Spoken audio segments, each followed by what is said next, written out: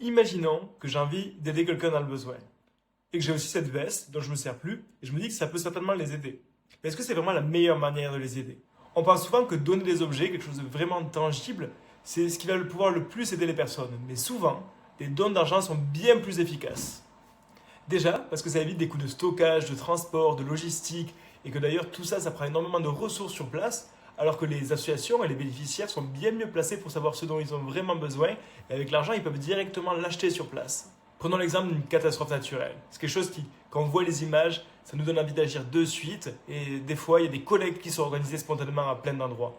Mais les personnes, ce dont elles ont besoin, c'est pas souvent des vêtements, c'est plus souvent de l'accès à l'eau, l'accès à nouveaux abris, voire des soins médicaux. Et toute cette ressource qui est utilisée pour trier les vêtements sur place, c'est des ressources qui ne sont pas utilisées pour aider les personnes du mieux que nous le pouvons.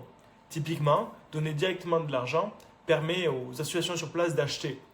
Il y a une autre chose vraiment intéressante qui a été développée notamment par Give Directly, c'est de donner de l'argent directement aux personnes qui sont dans le besoin pour qu'ils puissent s'acheter ce dont ils ont besoin. Après, si vous avez des vêtements que vous n'utilisez plus, il vaut mieux les déposer près de chez vous, à des endroits qui peuvent les récupérer. Mais n'ayez pas en tête que c'est la meilleure manière d'aider. Et très souvent, donner votre argent permet d'avoir bien plus d'impact.